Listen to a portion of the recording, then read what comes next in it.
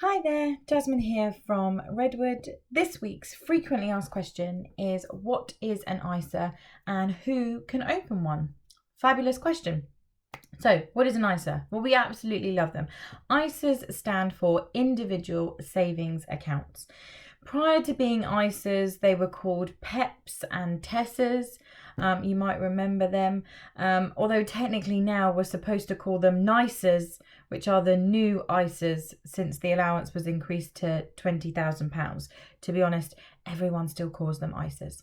So these individual savings accounts, what's so great about them? Well, as I already said, the allowance that you can save into an ISA is £20,000 per annum. And that allowance is essentially tax-free. So you can put that £20,000 into an ISA and you will enjoy tax-free growth, tax-free income. That means also tax-free withdrawals when you need your money back out. Now, over the years, there's become lots of additions to ISAs. So traditionally, we just used to have a cash ISA and a stocks and shares ISA. Now you've got things like the lifetime ISA, the help to buy ISA, the innovative finance ISA. So it can be a bit more of a minefield.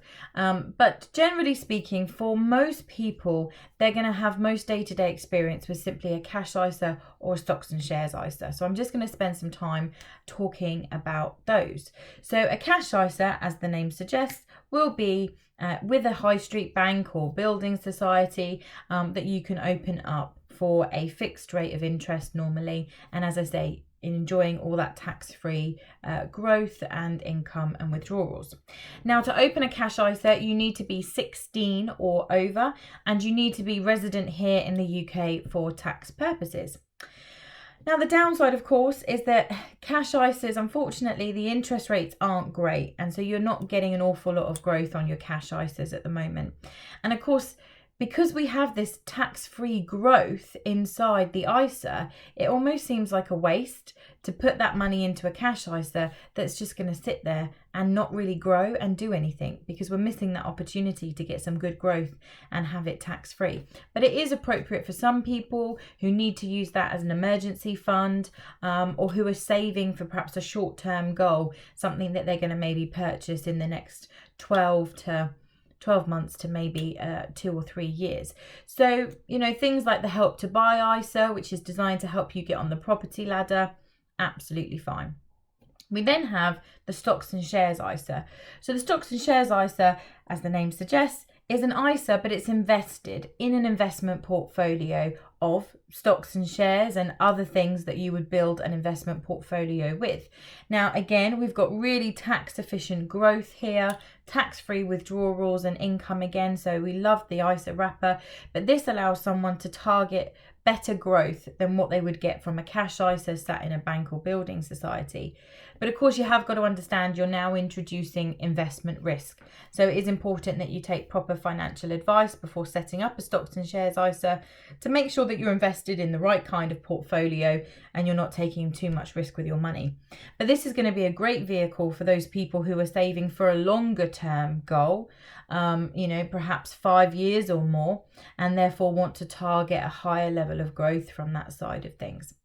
Now, to have a stocks and shares ISA, you need to be over the age of 18 instead of 16. And again, you need to be a tax resident here in the UK to be able to do that as well. As I say, over the years, the government have added in some other ISAs, including a junior ISA, the help to buy, the lifetime ISA, and the innovative ISA, which is a whole other frequently asked question to go into those different types. But for right now, the key thing that you need to remember is that ISAs are great. They're a huge tax-free allowance that many people aren't using each year to their full capacity.